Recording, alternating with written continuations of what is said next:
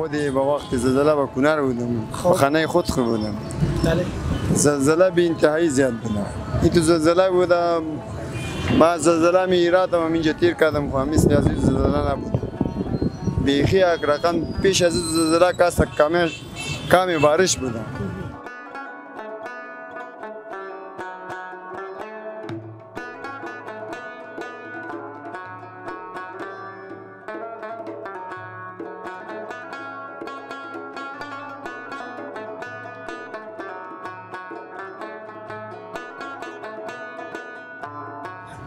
ما خیلی خوشحال شدیم از اینکه تاجران ما دست به سینه بلند شدم، برخواستم بر ولایت کنر رفتم و کمک‌های مردمی زیادی از ولایت هرات و سر تا سر افغانستان کمک زیادی با ولایت کنر شد. سپاس میکنم از تمام بزرگواران در سراسر هرات و سراسر افغانستان بابت کمک‌های مردمی و بشردوستانه‌شان با ولایت مشرقی افغانستان. سپاس از تمام عزیزانی که در این راستا کمک کردند و مردم ما را دست خیر دراز کردن برشان و یاریشان کردن.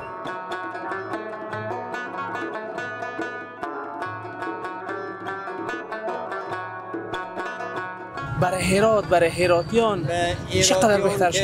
عزیز من یک که به مشرقی کمک نکردم، من ولایت مشرقی به ولایت به چی میگم همون کشور چی میگیم فلسطین، بله، به غزه.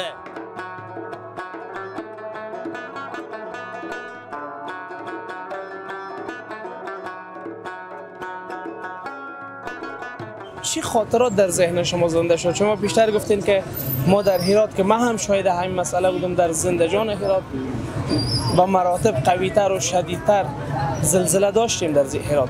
25-26 زلزله بشدن. رد برد تا ساعت 8 صبح 8 بجه. پس ساعت 8 بجه کسم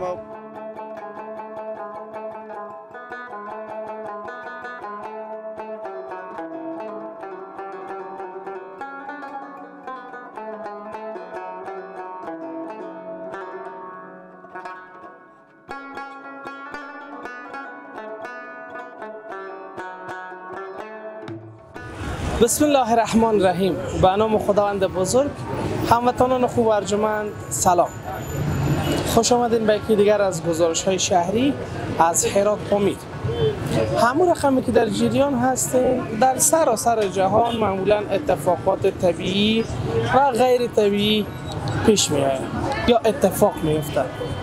جاهای از دنیا شاید اتفاقات طبیعی بودند و در کنار سایر نقاط دنیا افغانستان ما همچنان متاسفانه وارد یک فاجعه طبیعی در قسمت‌های شرق خود شد.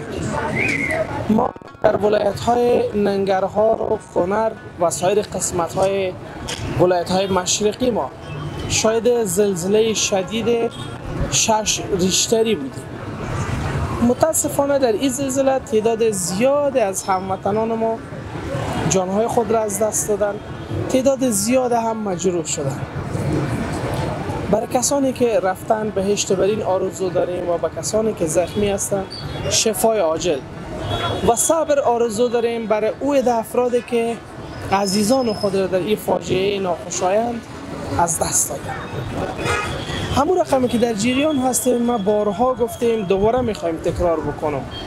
شهر هرات و مردم فرهنگی هرات همیشه در اتفاقاتی که در سراسر افغانستان میفتند در کمک رسانی در صدر جدول هستند.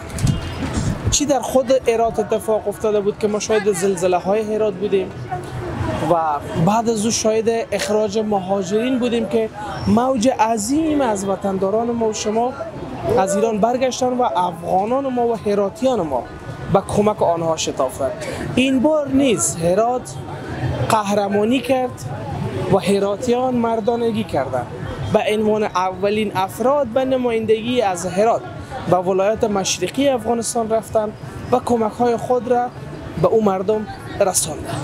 به هر صورت در همین رابطه دید و نظر مردم عزیز خود را می داشته باشیم که چقدر این کار شایسته هرات و هراتیان است و چقدر نیاز است که در سراسر افغانستان به خاطر همدلی و همبستگی و برابری و برادری کمک بکنن به همدیگر و دست خیر دراز بکنن بر سایر افرادی که در این کشور و در این شهر زندگی میکنن. بین با هم بریم بسم الله گفته صحبت های خود را آغاز بکنیم.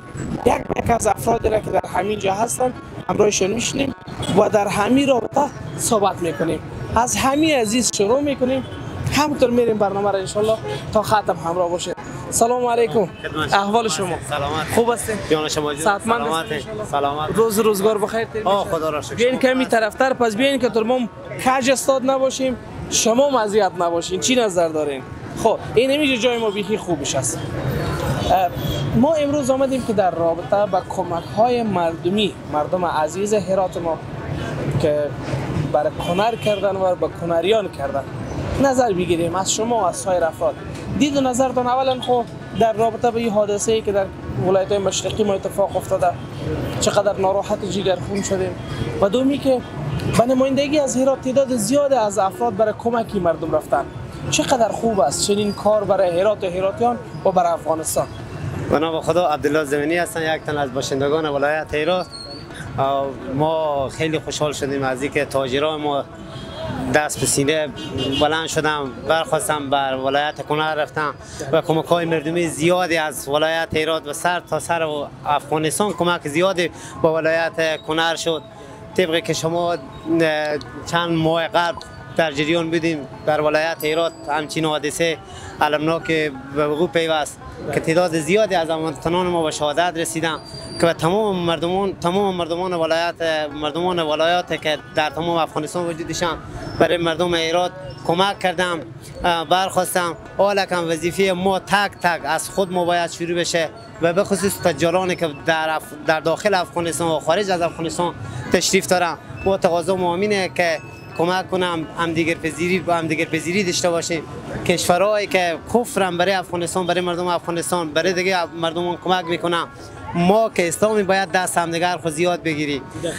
خواهش من از تجاران اینه که اگه صدای من میشنوم یک تن از شرمندان وی خاک هستم، تقاضا من اینه که برای هموطنان ما کمک کنم، چون در راستای زمستان قرار داریم باید کمک زیادی برای از اینا بشه که زمستان ماه فرا برسه. تقاضا همین است. سلامت باشین. وقتی که در رابطه با حادثه کنر شنیدین چی خاطرات در ذهن شما زنده شد؟ شما پیشتر گفتین که ما در هرات که من هم شاهد همین مسئله بودم، در زندجان هرات با مراتب قوی‌تر و شدیدتر زلزله داشتیم در هرات. چی خاطرات در ذهن شما زنده شد؟ چی تصویر در پیش روی شما آمد؟ تصویر می به وجود آمد، به ذهنم، به قلبم. امروز اگر برو هموطنم فردا شاید برای ما باشه، باید ما پس چی باشیم؟ امروز اگر برای از دنیا فردا برای ما باید دست از جور بگیریم که یک روز اگر همچین حادثه خدای نکرده برای ما میشه یا که پیدا شه دست ما رو بگیره برای ما کمک کنه. دقیقاً چون دستگیری امروز در آینده میگه چون یکی میکنن در دجله انداز که ایزد در بیابان دهد. یعنی فردا مسلما شاید نوبت ما باشه، هرچند که من آرزو دارم که چنین اتفاق در هیچ جای افغانستان نیفته. ما در طول 40 سال مشکلات خود را داشتیم، همو برای یک عمر بر ما کفایت میکنه و انشالله که بعد از این تمام خوشبختی های دنیا نصیب مردم ما شما شد. تشکر از سپاس از شما و از نظر شما. لطف کردید. خدا نگهدار شما. سلامت باشین. خب نظر آقای زمانی رو گرفتیم. چه خوب است که با موسفیدا هم حرف بزنیم. ریش سفیدای ما چی میگن؟ تجربیات جوانیشون چی میگن؟ آیا در جوانی چنین خاطره داشتن نداشتن یا همچنین اتفاقات در جاهای برشان افتاده یا نافتاده؟ همراهشان صحبت میکنیم. ماما سلام علیکم. احوال شما؟ خوب است؟ صحت شما خوب است؟ شکر فضل خدا. چی حال داره؟ شکر فضل خدا. بازار روزگار شما چی رقم است؟ شکر خدا، شکر رضیم. الهی شکر. رضیم. میچله روزگار میره پیش میره؟ لقمینونی در بیایه که پرده چوچه پیش بشه. خداوند گردن ما و شما رو پت نکنه دیگه. شکر رضیم. الهی شکر. از این زلزله ولایات مشرقی خبر شده؟ بله، جیگر خون تا جایی که فکر میکنیم. چطور شد؟ چی رقم شد؟ چی رقم خبر شده؟ ما شما در هرات هم تجربه زلزله داشتیم. همین جایی که شیشته همین دیگه شیشته 2 تا 100 تا مشتری داشتم به زلزله هرات. بله. فکر کردم گلیدار تیر شد. پشت سقف سگار کردم دیدم نه مردم همه ریختن بیرون. همین پای لیست زدم بیرون زدم. به همون زلزله فردای ما رفتیم به چیز زلزله رفتیم با زندجان. همین چند تا قریه همه یک دست اموال شده بود که ای میتا به در میکردم و اونجا هم جگرخون شدیم برادران مسلمان ما نامگی در زلزله شدن به اینجا هم چنین به ولایت مشرقی. یک تعداد از جوانای بسیار عزتمند و غیرتی ما و شما، تجارای خیر ما و شما، اولین مردمایی بودن که از هرات رفتن به کنر کمک کردن. این فکر میکنین چقدر خوب شد برای هرات، برای هراتیان چقدر بهتر شد؟ عزیز من یک به مشرقی کمک نکردم، من ولایت مشرقی به ولایت به چی میگم همون کشور چی میگیم فلسطین. بله. به غزه همه قدر که از هرات کمک شده به سر تا سر همون کشورها خارجی کمک نشده. بله. که برادران ایرتی تاجر ما البته از سر تا سر افغانستان شده بود بیشتری از هرات شده که به تلویزیون نشر شد بدیدیم که خداوند مسلمانای غزه هم نگاه کنه.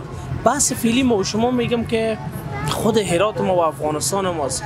چقدر خوب است اینمی کمک ها از طرف مردم، از طرف تجارا بر دیگه هموطنان ما، حالا خارجی ها خوب باشه کمک های ما به اون مردم میرسه، خدا برشون خیر بده.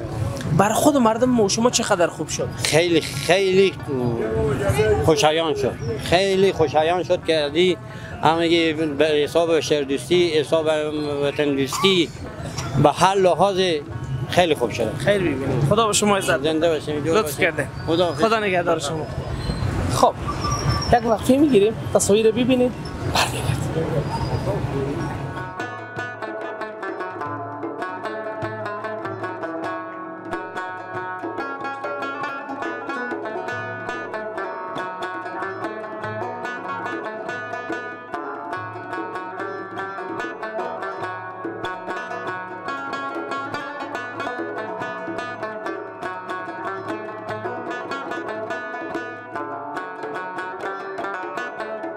درود دوباره خدمت شما. برگشتیم و امیدوار هستم که تا ایدم برنامه مورد پسند شما قرار گرفته شده باشه و امیدوار هستم که باز هم ما شاهد غم و الم و اندوه در افغانستان نباشیم.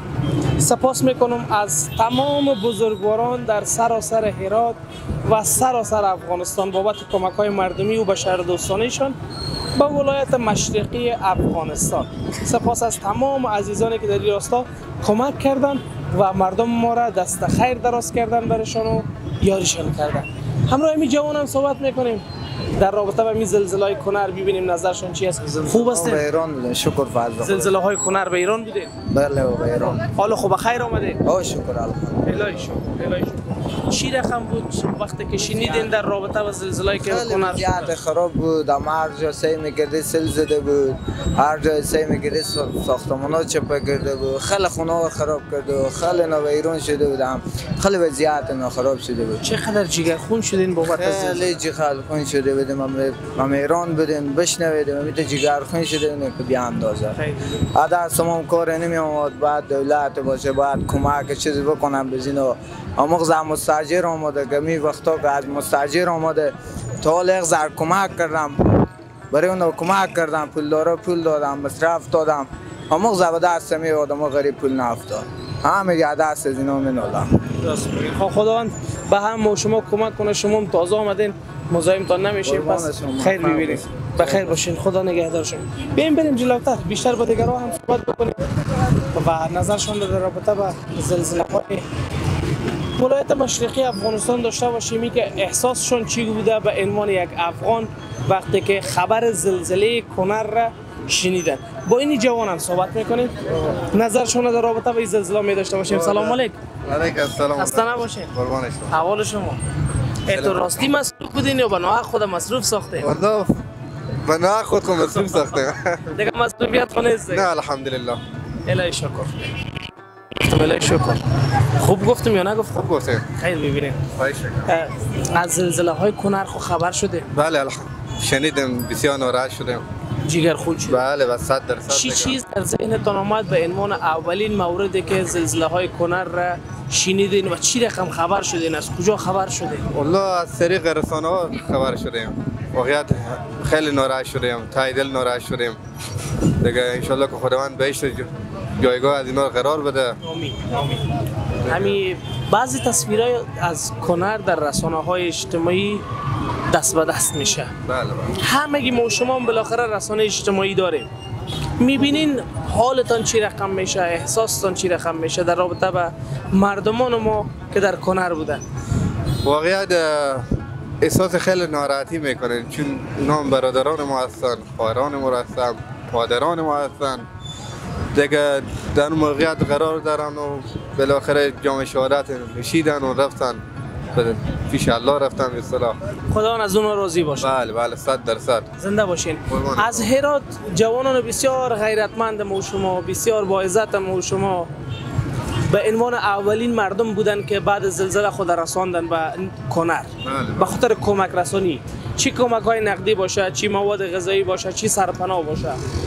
احساستان چی رقم از به عنوان یک هراتی؟ چی احساس میکنین که هراتی ها همیشه در اول کار هستن، همیشه همه موارد نسبت به هر کس دیگر زودتر برش میرسن؟ خب این یک افتخار بزرگی است برای ما ایرتی ها. فرق نمیکنه حالا شاید بین ایرتی ها از دیگه ولایت هم بوده باشن به نام ایرتی رفتن.